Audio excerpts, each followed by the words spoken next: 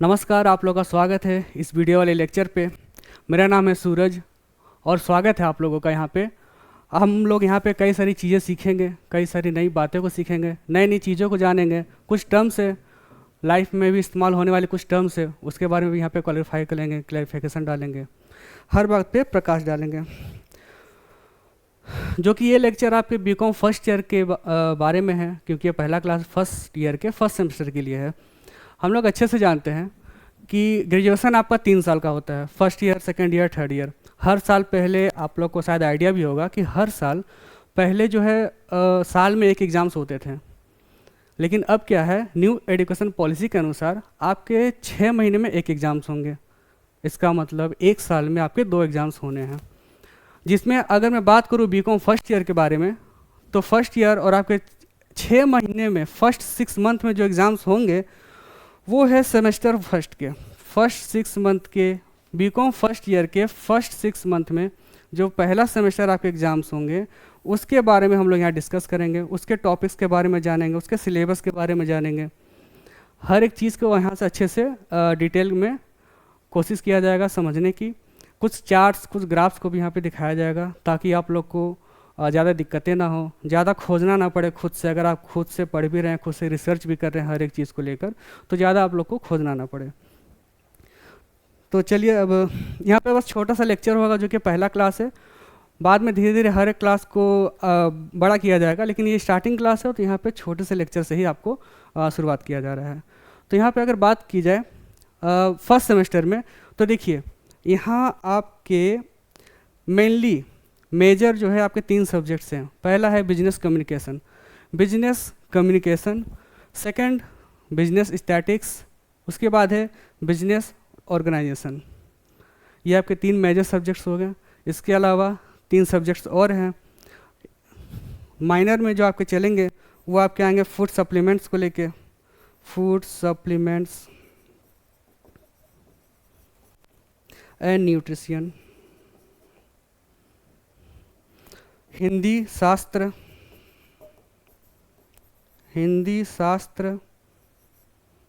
और उसके बाद आपके करिकुलम में आपका आएगा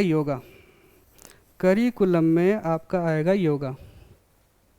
अगर आप स्क्रीनशॉट लेना चाहें तो यहाँ से ले भी सकते हैं।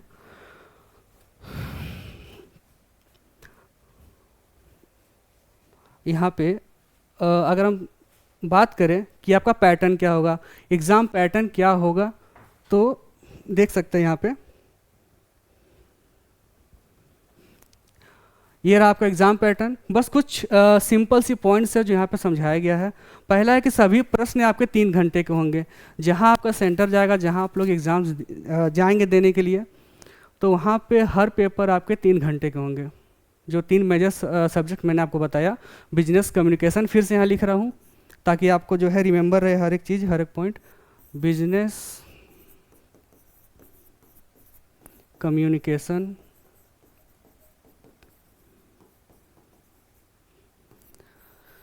बिजनेस स्टैटिस्टिक्स, बिजनेस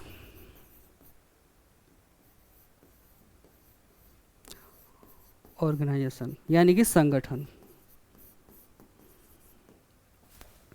ये 3 आपके सब्जेक्ट्स, ये जो एग्ज़ाम्स आपके होंगे ये 3 घंटे के होंगे। हर एक पेपर आपके 3 घंटे के होंगे।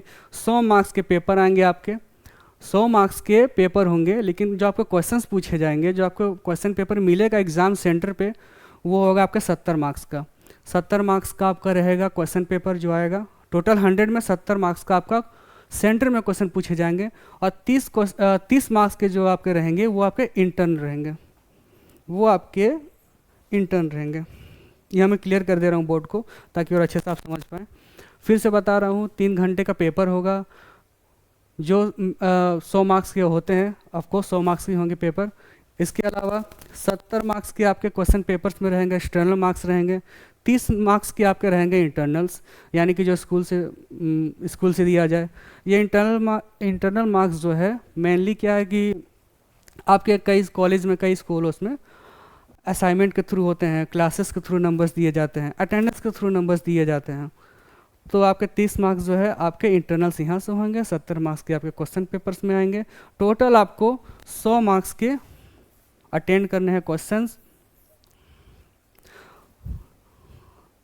हर एक सब्जेक्ट से, जो 3 मेजर सब्जेक्ट्स है उसमें से होंगे। आगे बात करते हैं।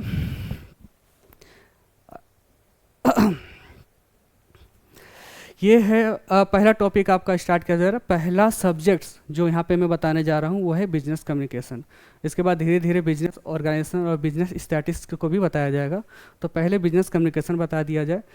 बहुत ही इंटरेस्टिंग चैप्टर है, बहुत ही मज़ा आएगा आप लोगों को, बोरियत एकदम फील नहीं होने वाला, बहुत मज़ेदार चैप्टर है ये।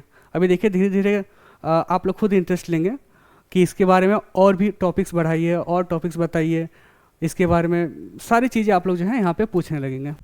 तो पहले कुछ चीज़ क्लियर कर दूँ, बिजनेस कम्युनिकेशन इस सब्जेक्ट्स में हम लोगों को जो पढ़ने हैं फर्स्ट सेमेस्टर में, ये उसके यूनिट्स है। ये हमारे सामने यहाँ पे 5 यूनिट्स दिए गए हैं। बात करूँ यूनिट 1 को लेके, यूनिट 1 में आपके जो टॉपिक्स है, इंट्रोडक्शन, बिजनेस कम्युनिकेशन के बारे में पूछा जाएगा। बिजनेस कम्युनिकेशन के इंट्रोडक्शन, प्रोसेस क्या है, इंपॉर्टेंस ऑफ कम्युनिकेशन, कम्युनिकेशन का महत्व क्या है, अभी कम्युनिकेशन क्या है इसके बारे में भी आपको क्लैरिफाई किया जाएगा। बस पहले इसको देख लीजिए। इंट्रोडक्शन बताया जाएगा, प्रोसेस होगा, बिजनेस कम्युनिकेशन का प्रोसेस क्या है, इंपॉर्टेंस ऑफ कम्युनिकेशन, महत्व क्या है, टाइप्स ऑफ कम्युनिकेशन, कम्युनिकेशन कितने तरह के होते हैं, कितने प्रकार के होते हैं, यहाँ दिया भी हुआ है verbal and non verbal. Verbal मतलब हो गया जो हम लोग बातचीत कर रहे हैं वो वर्बल हो गया। नॉन वर्बल मतलब कि जिसमें हम लोग बातचीत नहीं करते हैं, लिखित में करते हैं या फिर किसी तरह का टाइपिंग में करते हैं, तो वहाँ पर नॉन वर्बल हो गया। Different form of communication, unit 1, unit 2, barrier of communication. यहाँ बैरियर का मतलब हो गया किसी तरह का रोक, किसी तरह का ठहराव, किसी तरह का दिक्कत करना, रोकना बैरियर कहलाता है। इसके बारे में पढ़ेंगे। तो हमारा पैटर्न ये रहेगा पढ़ने का कि हम लोग जो है एक हायरेसी से चलेंगे। हायरेसी मीन्स श्रृंखला के अनुसार चलेंगे। पहले यूनिट 1 को पढ़ा जाएगा, फिर यूनिट 2 को, यूनिट 3 को, यूनिट 4 को और उसके बाद यूनिट 5 को। इतना क्लियर है? अगर आप लोग लेना चाहें स्क्रीनशॉट तो यहाँ से ले सकते हैं।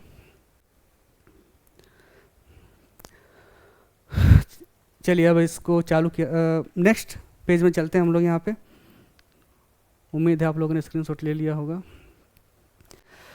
इंट्रोडक्शन, सिंपल भाषा में मैं आपको कुछ कहना चाह रहा हूँ। देखिए बिजनेस कम्युनिकेशन, यहाँ पे 2 शब्दों का इस्तेमाल किया गया है। पहला आपका है बिजनेस, पहला वर्ड आपका है बिजनेस, पहला वर्ड आपका बिजनेस है और सेकंड आपका है कम्युनिकेशन। ये 2 वर्ड्स को मिला के जो है एक टर्म्स को बनाया गया है, कम्युनिकेशन।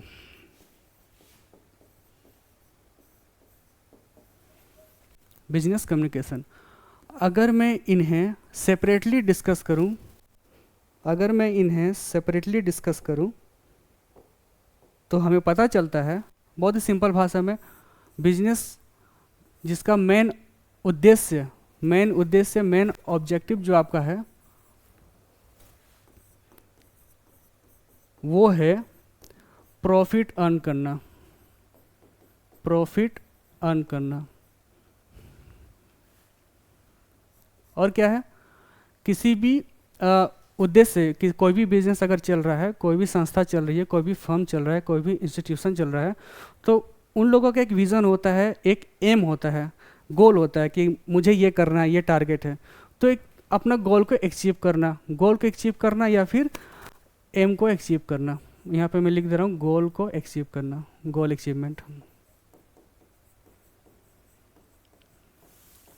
उस गोल तक पहुँचना जिसके लिए जो सोच कर वो ब्लूप्रिंट तैयार किया गया है कि बिजनेस इसी के लिए है। फिलहाल ये सिंपल वे में बता रहा हूँ आपको, इसको आगे से और डिस्कस किया जाएगा, नोट्स वगैरह आपको प्रोवाइड किए जाएंगे। तो ये रहा बिजनेस सिंपल भाषा में। अब आता है कम्युनिकेशन के बारे में, इसको समझना। कम्युनिकेशन जो है इसका मतलब ये हो गया कि किसी एक व्यक्ति के द्वारा, किसी एक व्यक्ति के द्वारा अगर मैं आपको, रुकिए, नोट्स पे बता रहा हूँ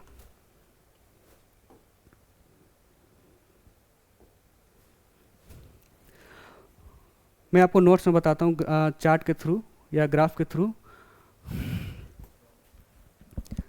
चलिए यहाँ पे मैं बता रहा हूँ आपको कम्युनिकेशन, टाइटल डाल दूँ पहले। बिजनेस के बारे में बता दिया है मैंने, अब यहाँ बताने जा रहा हूँ कम्युनिकेशन के बारे में। कम्युनिकेशन तो सीधे शब्दों में, सिंपल भाषा में, अगर ये एक पर्सन है, ये पर्सन है, इसका नाम, ये पर्सन है, ये ए पर्सन है, ये दूसरा पर्सन है बी। ये वेरी इंपॉर्टेंट है क्योंकि इसमें से कई सारे क्वेश्चंस अराइज होंगे जिसका आंसर इसी चार्ट कह लो, चाहे पैटर्न कह लो, चाहे ड्राइंग कह लो, कुछ भी कह लो, सारा कई सारे क्वेश्चंस जो यहाँ से अराइज होंगे और इसका आंसर भी इसी में है। बस एक चार्ट के थ्रू ही जो है आप लोगों का कई सारे डाउट क्लियर होंगे और एग्ज़ाम से पूछे भी जाते हैं। कुछ एलिमेंट्स वगैरह है, फ़ायदे नुकसान, एडवांटेज डिसएडवांटेज, सारी चीज़ें यहीं पे होंगी। तो अगर मैं यहाँ पे कहूँ कि पर्सन ए, इन्होंने पर्सन बी को किसी तरह की बातें, कोई बात बताई, पर्सन ए ने पर्सन बी को कोई बात बताई, वो कुछ भी हो सकता है, वो बातें कुछ भी हो सकती हैं। फॉर एग्जाम्पल वो बातें कोई आइडिया हो सकता है, कोई फैक्ट हो सकता है, थॉट, कोई विचार हो सकता है, ठीक है। यानी कि sharing of the idea, fact, thought from one person to another, किसी एक व्यक्ति के द्वारा किसी तरह के विचार को, किसी तरह के बातचीत को, किसी तरह के आइडिया को अगर वो अपने से दूसरे की ओर पहुंचा रहा है, पहुंचाने का मतलब या तो बातचीत करके पहुंचाएगा, और मैंने अभी पहले कहा था बातचीत करना यानी जो मुंह से होगा वो होगा वर्बल, अगर लिखित पहुंचाए मैसेज को तो वो होगा नॉन वर्बल, चाहे लिखित हो चाहे टाइपिंग हो, कुछ भी हो। तो उसके बारे में आगे पढ़ेंगे। पहले यहाँ देखिए, अगर पर्सन ए अपनी बातों को या किसी तरह के मैसेज को, अगर किसी तरह के संदेश को, मैसेज को अगर पर्सन बी तक पहुंचा रहा है कि ऐसी सी बात है,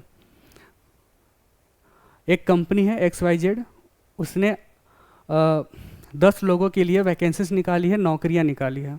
फॉर एग्जांपल पर्सन ए ने ये मैसेज पहुंचाया पर्सन बी के पास, ठीक है। पर्सन ए से बी तक ये मैसेज गया, लेकिन यहाँ पे कम्युनिकेशन पूरा नहीं हुआ है। कम्युनिकेशन कब पूरा होगा? कम्युनिकेशन जब पूरा होगा जब पर्सन बी के द्वारा, यानी कि जो रिसीव कर रहा है, ये हो गया, ये हो जाएंगे सेंडर जो मैसेज भेज रहे हैं, ये हो जाएंगे रिसीवर जो मैसेज को रिसीव कर रहे हैं। अगर रिसीवर उस मिले हुए मैसेज के द्वारा, ये है मैसेज, हर जगह मैंने नाम लिख दिया है समझने के लिए, बेटर अंडरस्टैंडिंग के लिए। अगर रिसीवर उस मैसेज को अच्छे से समझता है, यहाँ पे एक और प्रक्रिया हुई। पहला प्रक्रिया कि सेंडर ने मैसेज को भेजा, दूसरा प्रक्रिया रिसीवर को वो बात समझ में आ गई, वो बात समझ में आ गई, और तीसरा समझने के बाद उसने उस मैसेज का, उस आइडिया का, उस फैक्ट का अगर किसी तरह का प्रक्रिया पर्सन ए को वापस दिया। फॉर एग्जांपल पर्सन ए ने कहा कि XYZ कंपनी ने वैकेंसीज निकाली है। पर्सन बी ने सुना, समझा, और पर्सन बी ने क्या प्रतिक्रिया की? उसने ये प्रतिक्रिया की कि ठीक है, चलो चला जाए, चलो देखा जाए, चलो चला जाए, चलो देखा जाए। यानी कि उसे वो मैसेज समझ में आया और वो मैसेज प्रतिक्रिया जो है दोबारा सेंडर को भेज रहा है। ये जो प्रतिक्रिया भेजी गई है इसको कहते हैं फीडबैक। वेरी इंपॉर्टेंट, एग्जाम में हर साल पूछा जाता है, ऐसा कोई पेपर नहीं है जहाँ फीडबैक के बारे में पूछा ना जाए। फीडबैक जब उससे, यानी कि रिसीवर से दोबारा फीडबैक प्राप्त होती है सेंडर को, जब ये सर्किट पूरा हो जाता है, जब ये पूरा सर्किट पूरा हो जाएगा तो हम लोग कह सकते हैं कि यहाँ पे कम्युनिकेशन प्रोसेस फॉलो हुई है, यहाँ पे कम्युनिकेशन को पूरा किया गया है। क्लियर? यहाँ पे कम्युनिकेशन को पूरा किया गया है। अब देखिए यहाँ पे सवाल कहाँ से उठते हैं, मैं यहाँ पे लिख रहा हूँ। यहाँ पे सवाल है पहला, यहाँ पे मान लीजिए पहला सवाल है what is communication. Colour change कर दो। अब देखिए कई सारे सवाल आपके इसी डायग्राम से उठ रहे हैं जो एग्जाम्स में बार बार रिपीटेड पूछे जाते हैं। पहला सवाल यहाँ पे आपका उठ गया, एक मिनट,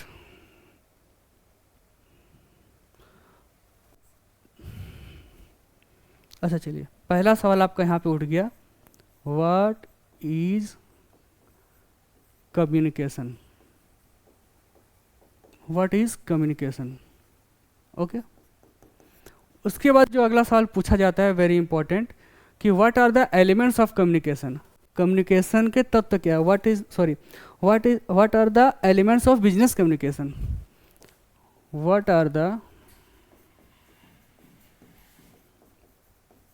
एलिमेंट्स, देखिए कन्फ्यूज मत होएगा, यहाँ पे थोड़ा सा कंजेस्टेड हो चुकी है जगह, what are the elements of business communication या फिर कम्युनिकेशन, ये भी पूछा जाता है, बातें सेम हो गई, कम्युनिकेशन, दिख रहा है क्लियर आप लोगों को। पहला सवाल यहाँ पे बन गया कि व्हाट इज कम्युनिकेशन, कम्युनिकेशन क्या है। दूसरा सवाल है what are the elements of business communication, इसके तत्व क्या है। अब तत्व देखिए आपके सामने पड़े हुए हैं, सब कुछ यहाँ पे है। पहला है सेंडर, एक सेंडर होना जरूरी है जो मैसेज को भेजे, जो मैसेज को भेजे उसका होना जरूरी है, यानी कि पहला आपका हो गया सेंडर, पहला आपका हो गया sender.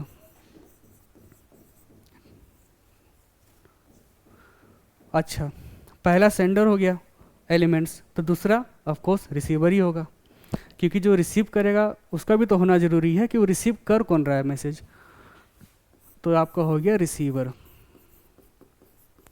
First sender, second receiver. अच्छा, अब अगला एलिमेंट क्या है, अगला एलिमेंट है कि सेंडर ने क्या भेजा, सेंडर ने रिसीवर को क्या भेजा, तो सेंडर ने रिसीवर को भेजा है मैसेज, सेंडर ने रिसीवर को भेजा है मैसेज। ये कुछ भी हो सकता है, आइडिया हो सकता है, फैक्ट हो सकता है, थॉट हो सकता है, किसी तरह की कोई भी मैसेज वगैरह हो सकते हैं, इसलिए मैंने यहाँ भी लिख दिया है। ये दिमाग में बना होना चाहिए पिक्चर, जो वर्ड है ये वर्ड का होना बहुत ज़रूरी है, एग्जाम्स में बहुत ही हेल्प करेंगे। तो पहला एलिमेंट्स क्या हमने देखा कि सेंडर, मैसेज भेज कौन रहा है, दूसरा मैसेज को रिसीव कौन कर रहा है, रिसीवर, तीसरा सेंडर ने क्या भेजा है, सेंडर ने क्या भेजा है, तो सेंडर ने भेजा है मैसेज, सेंडर ने भेजा है message. First element, second element, third element. अब फोर्थ एलिमेंट हम लोग यहाँ पे आते हैं, पूछा जाता है सेंडर ने क्या भेजा, तो सेंडर ने भेजा, सॉरी रिसीवर ने उल्टा क्या भेजा, रिसीवर ने भेजा फीडबैक। ये सवाल जो है फीडबैक वाला हर बार पूछा जाता है आपको एग्ज़ाम में, हर बार एग्ज़ाम में रिपीटेड सवाल है, 100% कन्फर्म है कि आपका फीडबैक तो आएगा ही। व्हाट इज़ कम्युनिकेशन ये आएगा कंपलसरी वाले क्वेश्चन पे, कंपलसरी आपको जो 5 मार्क्स के क्वेश्चन होंगे उसमें पूछे जाएंगे। फीडबैक भी क्या हो सकता है, व्हाट इज़ फीडबैक, वो भी पूछे जा सकते हैं, वो भी पूछे जा सकते हैं। एलिमेंट्स क्या है उसके बारे में पूछा जा सकता है। लेकिन ये 5 नंबर के सवालों की बात हो गई। लेकिन अगर बात हो सेक्शन सी जो कि 20 मार्क्स के होते हैं, उसमें हम लोग को ये भी पूछा जाता है व्हाट इज़ कम्युनिकेशन। सेम सवाल छोटे ही हैं, 5 नंबर वाले सवाल में भी वही सवाल है व्हाट इज़ कम्युनिकेशन, और 20 नंबर वाले सवाल में भी वही सवाल आ गया है कि what is communication, explain their elements, what do you understand by feedback, आप फीडबैक से क्या समझते हैं, एलिमेंट्स को अच्छे से एक्सप्लेन करें, कम्युनिकेशन क्या है उसके बारे में बताएं। ये सारे सवाल को पूछे जाते हैं। खैर ये तो एक ओवरव्यू है, सारे नॉलेज जो है एक वीडियो में नहीं आएगा, ये केवल एक बताया गया है कि कम्युनिकेशन क्या है, उसके बारे में एक डायग्राम मैंने बना दिया है, मैंने यहाँ पे बता दिया है क्या क्या एलिमेंट्स हो सकते हैं, उस एलिमेंट्स के बारे में मैंने बता दिया है। यहाँ पे मेनली यहाँ पे 5 एलिमेंट्स होते हैं, लेकिन मैंने यहाँ पे 4 ही एक्सप्लेन किया है, क्योंकि इंपॉर्टेंट यही आते हैं, इंपॉर्टेंस रिपीटेड सवाल यही आते हैं और कुछ नहीं। इसके बाद है मैंने यहाँ पे लिख दिया है आइडिया, फैक्ट, थॉट, मैसेज। ये लिखने का एक मजबूरी है कि ये चीज़ आपके आँख के सामने रहे, आपके आँखों के स्क्रीन के सामने ये आपको नज़र आते रहे, ताकि वर्ड आपको मिलते रहे एग्ज़ाम्स में लिखने के लिए। चलिए ये क्लियर है, आगे बढ़ते हैं। ओके, तो यहाँ पे आपका इंट्रोडक्शन यहाँ पे मैंने बता दिया है। अच्छा, एक और बात ध्यान रहे कि अगर 10 नंबर का सवाल है, 20 नंबर का सवाल है, पूछा गया है व्हाट इज़ बिजनेस कम्युनिकेशन, आपने लिख दिया, ठीक है, बिजनेस कम्युनिकेशन लिख दिया, लेकिन अगर पूछा जाए डेफिनेशन, बहुत अच्छा इम्पैक्ट पड़ता है कि आप डेफिनेशन लिखें। डेफिनेशन को आप 100% आप लिखें, डेफिनेशन को आप अच्छे से अपनी तरफ से लिखें। अच्छा, यहाँ पे देखिए मैंने यहाँ पे लिखा भी है, छोटा सा नोट्स बना लिया है, स्क्रीनशॉट लेना चाहे तो ले सकते हैं। इसको मैं बता दूँ फिर से। In simple way that communication means to exchange of idea, fact, information, knowledge etcetera. किसी भी प्रकार के कम्युनिकेशन का मतलब हो गया किसी भी प्रकार के आइडिया, फैक्ट, कोई जानकारी यानी इंफॉर्मेशन, जानकारी हो गई, कोई मैसेज हो गया, कोई विचार हो गया, किसी तरह का प्लान, एक प्लान भी हो सकता है, वो प्लान कुछ भी हो सकता है, प्लान भी हो गया अगर आपने एक से दूसरे तक शेयर किया, तो वो बात यहाँ पे आ गई। एक मिनट मैं यहाँ पेन निकाल दूँ अच्छे से समझाने के लिए।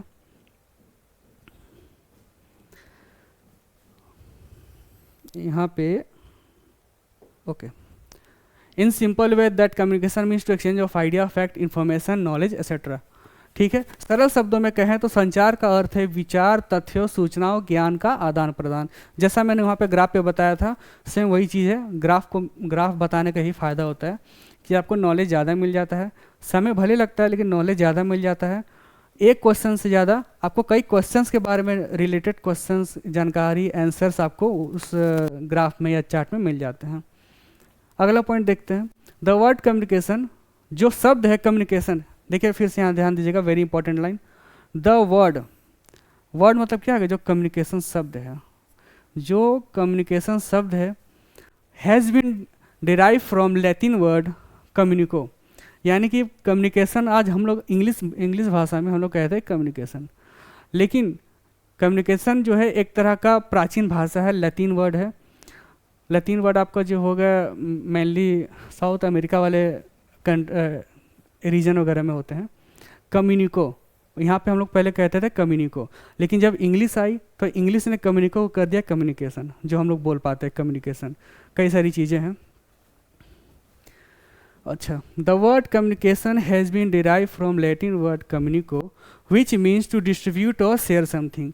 जो लैटिन वर्ड कम्युनिको है, इसका मतलब ये था टू डिस्ट्रीब्यूट और शेयर समथिंग, मतलब किसी भी तरह की चीज़ों का वितरण करना या बांटना, किसी चीज़ को बांटना।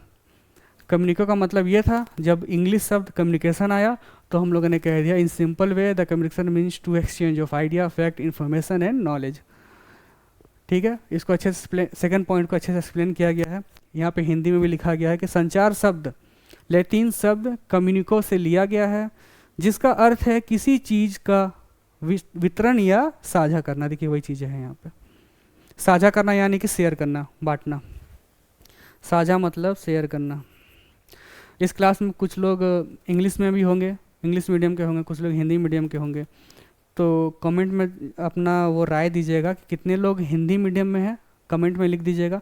कितने लोग इंग्लिश मीडियम में हैं ये भी लिख दीजिएगा कमेंट में, ताकि समझने में आसानी हो। इसलिए मैंने यहाँ पे, जो कि पहला क्लास है, इसलिए मैंने समझने के लिए इंग्लिश और हिंदी दोनों लिख दिया है। तो अगर दोनों तरह के बच्चे होंगे, हिंदी वाले तो उनको भी आसानी हो, अगर इंग्लिश वाले हैं अगर कंफर्टेबल हैं तो उनके लिए तो आसान है ही ये चीज़। देखिए वेरी इंपॉर्टेंट लाइन फिर से यहाँ पे मैंने यहाँ पे ऐड कर दिया था, दस communication is a to way process. इस प्रकार संचार एक द्विमार्गीय प्रक्रिया है। द्विमार्गीय प्रक्रिया मैंने क्या कहा था, अगर पर्सन ए है, ठीक है, पर्सन बी, पर्सन ए और person B, A B, person A ने किसी तरह का विचार, थॉट, मैसेज पर्सन बी तक पहुंचाया, पर्सन बी को वो बात समझ में आ गई, पर्सन बी को बात समझ में आ गई और उसने क्या किया, उस समझे हुए मैसेज को, जो मैसेज उसने समझा, उस समझे हुए मैसेज का प्रतिक्रिया पर्सन ए तक पहुंचाया। अब देखिए पहला क्या हुआ, ए ने एक बात यहाँ से भेजी और बी ने वहाँ से उसी बात का रिएक्शन या फीडबैक भेजा, तो ये टू वे कम्युनिकेशन है। हो सकता है ऑप्शनल पूछ दे कि is communication are two way process, तो आंसर होगा हाँ, कम्युनिकेशन जो है टू वे प्रोसेस है, मतलब द्विमार्गीय प्रक्रिया है। वेरी इंपॉर्टेंट लाइन था। इसको यहाँ लिख दिया गया है, अगर स्क्रीनशॉट लेना चाहें तो ले सकते हैं। चलिए आगे चलते हैं। डेफिनेशन, देखिए एग्ज़ाम्स में आप अपने शब्दों का इस्तेमाल कर सकते हैं। एग्ज़ाम्स में आप अपने शब्दों का इस्तेमाल करिए, चाहे किताब से लिख रहे हैं, किसी के थ्रू, कहीं से भी, कॉलेज से या फिर कोई इंस्टीट्यूशन से अगर आपको मिल रहा है वो नोट्स वगैरह आप लिख रहे हैं, अच्छा ठीक है। लेकिन कुछ चीज़ें हैं जिसको चेंज नहीं कर सकते। मीनिंग आप अपने से लिख सकते हैं, कस्टमाइज़ कर सकते हैं, बातों को काट सकते हैं, बढ़ा सकते हैं, छोटा कर सकते हैं, लेकिन कुछ चीज़ें जो हैं आप नहीं हटा सकते, कुछ चीज़ों में आप बदलाव नहीं कर सकते। वो है डेफिनेशन। हर एक टॉपिक पे हर एक टर्म्स, जो आपको जितने भी टर्म्स मिलेंगे, हर एक टर्म्स में किसी ना किसी महान पुरुष ने, किसी ना किसी महान लोगों ने अपना विचार रखा है। उसी विचार को हम लोग यहाँ कहते हैं डेफिनेशन। डेफिनेशन जो है, अब यहाँ पे देखा जाए 2 पॉइंट है, पहले मैं यहाँ समझा दूँ। मैथ्यू से एक महान पुरुष है, मैथ्यू जी, उन्होंने यहाँ पे कहा है, वहाँ पर इन्होंने कहा, मैथ्यू सेज, इस महान पुरुष ने कहा है, that communication is something so simple and different that we can never put in it simple words. और यहाँ पे दूसरे महान पुरुष है कॉन्स एंड डोनल्ड्स। इन्होंने क्या कहा है? इन्होंने कहा है कि communication is the transfer of information. बातें वही है, मतलब वही है, अर्थ वही है, बस केवल अपने अपने बातों को रखा गया है, विचार रखा गया। जो डेफिनेशन की बात मैं करूँ, डेफिनेशन एज इट इज़ जैसा है आपको एग्जाम्स में भी वैसे ही लिखने हैं। इसमें किसी भी प्रकार का छेड़छाड़ नहीं कर सकते, किसी भी प्रकार का हेरफेर नहीं कर सकते। वेरी इंपॉर्टेंट है कि अगर आप यहाँ पे उन महान पुरुषों का नाम लिखते हैं, ऑथर्स हो गए या फिर अकॉर्डिंग टू लिखते हैं तो आपको यहाँ पे बहुत प्लस पॉइंट मिलने वाला है एग्ज़ाम्स में। एग्जामिनर के एक अच्छा इफेक्ट भी जाएगा, उसे भी लगेगा कि हाँ आप पढ़ कर आए हैं, आप इन ऑथर्स को जानते हैं, तो ये बहुत ही अच्छी बातें होंगी। तो डेफिनेशन लिखना बहुत ही इंपॉर्टेंट है, चाहे वो 5 नंबर के क्वेश्चंस में आए, चाहे 10 नंबर के क्वेश्चंस में आए, या फिर 20 नंबर के क्वेश्चंस में आए। आपको यहाँ पे डेफिनेशन लिखना ही है। हर एक टर्म्स में डेफिनेशन है। मैं हर जो भी टर्म्स यहाँ पढ़ाऊँगा, हर एक टर्म्स का डेफिनेशन, वो किसके द्वारा कहा गया है, किसने कहा है, अकॉर्डिंग टू ये, अकॉर्डिंग टू वो, सारी चीज़ें मैं यहाँ पे लिख दिया करूँगा। आपको बस यहाँ इसको रट्टा मारना है, क्योंकि इसमें चेंजेस नहीं हो सकते। इसको रट्टा मारना है, इसी को छापना है हूबहू जैसा है। तो मैथ्यू जी ने ये कहा है, कॉन्स एंड डोनल्ड्स ने ये कहा है। बातें वही हैं, बस शब्द गहरे हैं। यहाँ पे देखिए एक छोटा सा चार्ट भी बनाया गया है, रुकिए, यहाँ देखिए एक छोटा सा चार्ट भी बनाया गया है कम्युनिकेशन को लेके। टॉक यानी कि बातचीत हो गया, डिस्कशन किसी प्रकार के डिस्कशंस हो गए, मीडिया टेलीविजन हो गए, या फिर किसी तरह का एडवर्टाइजिंग बोर्ड हो गया। एडवर्टाइजिंग बोर्ड भी तो आपको किसी प्रकार का संदेश देता है किसी प्रोडक्ट को लेके, तो वो भी यहाँ पे हो गए। लोग हो गए, मैसेज हो गए, राइटिंग हो गए, कनेक्शन हो गया, एक्सचेंज, वही चीज़ हो गए। मैं आपसे कुछ बातें शेयर किया, आपने कुछ अपनी बातें मुझे शेयर की, यही हो गया एक्सचेंज। उम्मीद है कि इतने लंबे लेक्चर्स के बाद जो पहला स्लाइड और सेकंड स्लाइड में मैंने आपको एक्सप्लेन किया, उसके बाद से चीज़ें आसान हो गई होंगी, समझ में आ भी रहा होगा। अब कुछ तर्क वितर्क आप भी निकाल सकते हैं, बाकी मैं यहाँ पे हूँ ही।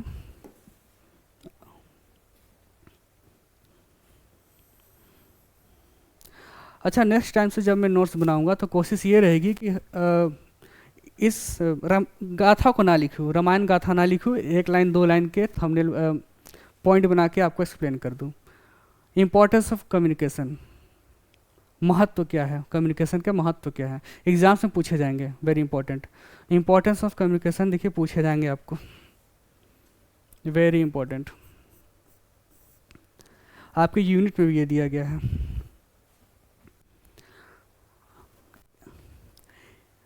यदि संचार नहीं होगा, यानी कि कम्युनिकेशन नहीं होगा, अगर यदि संचार नहीं होगा तो प्रबंधक या कर्मचारी के लिए यह जानना बहुत मुश्किल होगा कि संगठन में क्या चल रहा है।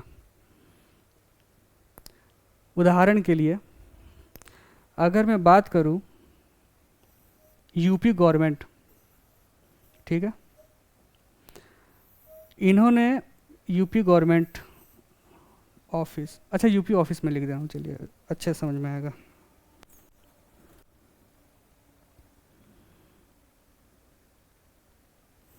ये है सीएम ऑफिस एग्जाम्पल के लिए, ये रहा हॉस्पिटल। ओके, अब हम लोग को याद होगा कि जब कोविड के केसेस आए थे, तो मैं एक छोटे से रीजन की बात कर रहा हूँ, यूपी की, ठीक है, ऑल इंडिया नहीं जाना है, यूपी अपने आसपास लोकली की बात कर रहा हूँ मैं, कि अगर 2-4 हॉस्पिटल्स हैं तो सारे हॉस्पिटल्स में कोई ना कोई केसेस रहे हैं, ठीक है। तो हर हॉस्पिटल्स के जो मैनेजमेंट है वो लोग क्या करते थे, वो लोग रिपोर्ट भेजते थे कि आज हमारे यहाँ इतने लोग एडमिट हैं, इतने लोगों की ये हालत है, इतने लोगों की ये हालत है। वो एक चार्ट बनता था, एक प्रोफार्मा बनता था, ठीक है। छोटे से रीजन की मैं बात कर रहा हूँ, जो कि ऑल इंडिया होता था, हर एक हॉस्पिटल्स में होते थे। वो रिपोर्ट जो है आगे के अफसर्स को या फिर आगे के टॉप मैनेजमेंट को फॉरवर्ड कर दिया जाता था। मैं यहाँ पे सीधा सीएम ऑफिस लिख रहा हूँ, ठीक है। हॉस्पिटल्स ने अपने रिपोर्ट्स को जो है सीएम ऑफिस में भेजा। सीएम ऑफिस में क्या किया, ये सीधा जो है हेल्थ डिपार्टमेंट, ठीक है, हेल्थ डिपार्टमेंट के पास अपना नोटिस भेज दिया, प्रोफार्मा भेज दिया कि इतने लोग जो हैं इस एरिया में एडमिट है, इतने लोग इस एरिया में डिसीज़ हो चुके हैं। तब वो हेल्थ डिपार्टमेंट क्या करेगा, वो हेल्थ डिपार्टमेंट जो है उस रिपोर्ट को पब्लिश करेंगे, पब्लिक के सामने कि इस डेट में ऑल इंडिया इतने लोग जो हैं डिसीज़ हुए हैं, इतने लोग जो हैं ठीक हुए हैं, या फिर इतने लोग का जो है वैक्सीनेशन वगैरह हुआ है, इसके भी रिकॉर्ड्स होते हैं, ठीक है। तो यही उसी बातों को लिखा गया है कि यदि संचार नहीं होगा, यानी कि अगर ये कम्युनिकेशन नहीं होगा, ये देख रहे हैं ना कम्युनिकेशन हो रहा है, अगर ये कम्युनिकेशन नहीं होगा तो प्रबंधक या कर्मचारी के लिए यहाँ जाना बहुत मुश्किल होगा कि संगठन में क्या चल रहा है। अगर ये कम्युनिकेशन नहीं होता तो पता ही नहीं चलता कि कितने लोग डिजीज़ हुए हैं, ग्राफ कहाँ जा रहा है, कौन से एरिया को कौन सा जोन घोषित किया जाए, इसके बारे में जानकारी नहीं हो पाएगी। तो कम्युनिकेशन की बहुत ही बड़ा महत्व है, बहुत ही बड़ी इम्पोर्टेंस है। अगला आगे पढ़ते हैं। वह ना तो कोई निर्देश दे पाएगा और ना ही संगठन की विभिन्न गतिविधियों में समन्वय बनाए रख पाएगा। बात सही है, अगर हेल्थ डिपार्टमेंट को जानकारी नहीं मिल रही है कि क्या हो रहा है किसी रीजन में, क्या हो रहा है किसी एरिया में, कि इतने लोग बीमार पड़ गए, इतने लोग जो हैं डिजीज़ हो गए हैं, अगर हेल्थ डिपार्टमेंट को वो जानकारी नहीं मिलेगी तो क्या हेल्थ डिपार्टमेंट उस एरिया के लिए कोई वैक्सीन या वैक्सीनेशन प्रोवाइड कर पाएगा? नहीं कर पाता। उसी बात को यहाँ लिखा गया कि वह ना तो कोई निर्देश दे पाएगा, ना ही संगठन की विभिन्न गतिविधियों में समन्वय बनाए रख पाएगा। संचार के अभाव में संगठन में कार्य विफल हो जाएगा, सीधी बात है। संचार के अभाव में, बिना कम्युनिकेशन के, चाहे वो कोई भी डिपार्टमेंट हो, कोई भी इंस्टीट्यूशन हो, कोई भी फर्म हो, फेल हो जाएंगे। अब वो जो है अपने कार्य में सक्षम नहीं हो पाएंगे। इसी बात को यहाँ पे कहा गया है। समझाने को कई सारी बातें हैं, लेक्चर्स लंबे जा सकते हैं, पर मैंने यहाँ शॉर्टकट में समझाया है। अगर ना समझ में आया तो इस वीडियो में जो अपलोड होंगे, अभी वीडियो कभी भी अपलोड होंगे, नीचे कमेंट में बता दीजिएगा, इसको और अच्छे से समझा दिया जाएगा, या फिर नोट्स जो है प्रोवाइड कर दिए जाएंगे। अगर आप लोग स्क्रीनशॉट लेना चाहें तो ले सकते हैं।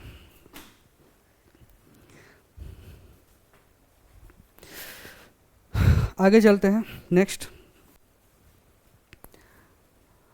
Communication is also important due to following reason. संचार निम्नलिखित कारणों से भी महत्वपूर्ण है।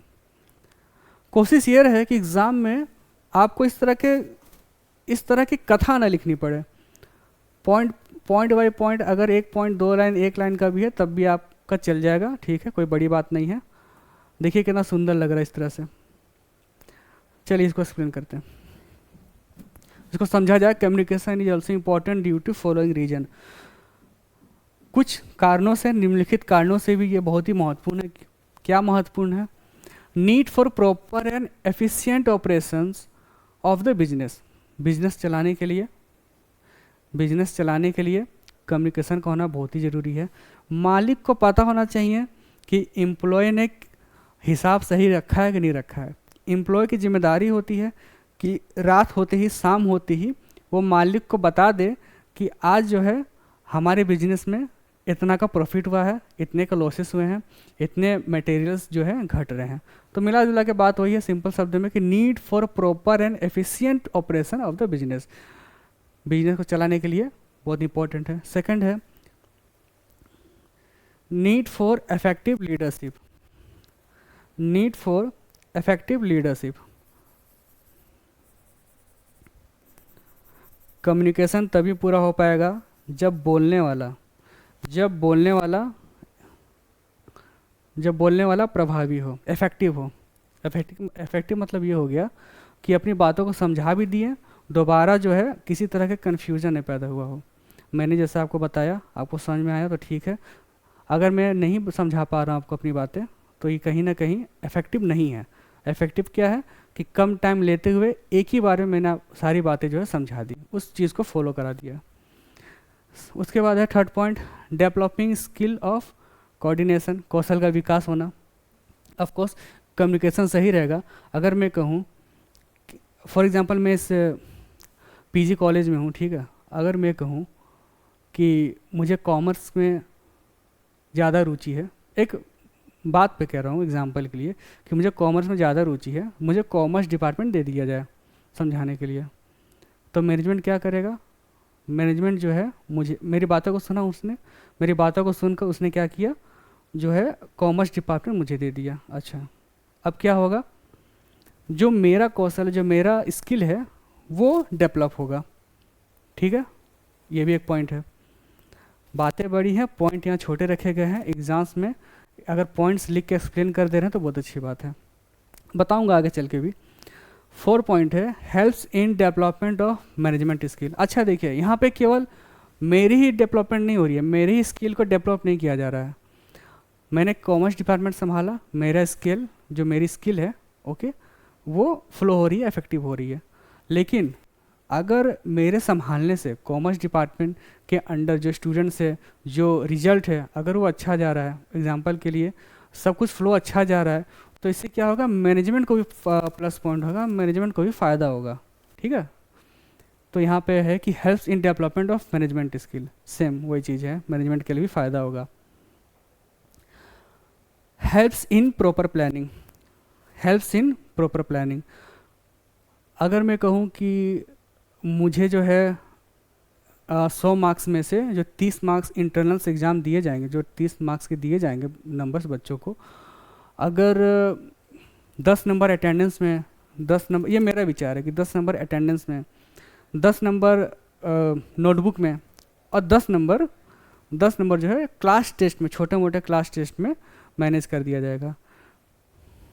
तो ये मेरी प्लानिंग है। ठीक है, अब मेरी प्लानिंग जो है आगे वाले, मतलब ऊपर जो टॉप मैनेजमेंट में बैठे हैं लोग, वो लोग सुनेंगे, ठीक है, तो वो लोग को ये इफेक्टिव लगेगा, वो लोग इसमें हेल्प करेंगे। ये मैं कॉमर्स की बात कर रहा हूँ, लेकिन कई सारे डिपार्टमेंट से, साइंस के हो गए, आर्ट्स के हो गए, ठीक है, सारे लोग, सारे टीचर्स जो है अपना अपना प्रोफार्मा तैयार रखकर अगर ये काम कर रहे हैं, एक proper planning, helps in proper planning. मैं अपना सेक्टर देख रहा हूँ, वो सर दूसरे अपना विज्ञान का सेक्टर देख रहे हैं, वो सर अपना आर्ट्स का सेक्टर देख रहे हैं, हम तीनों का अलग अलग प्लान है, लेकिन मैनेजमेंट को एक ही है। हम लोगों ने मैनेजमेंट को अपनी बातें बताई, मैनेजमेंट ने हाँ कर दिया, तो क्या होगा? तब वो फ्लो जो है, जो इफेक्टिवनेस है ना, वो अच्छे से फ्लो होगा। ठीक है, हर एक चीज़ सही से होगा, प्रॉपर होगा। उसी पॉइंट को लिखा गया है, हेल्प्स इन प्रॉपर प्लानिंग।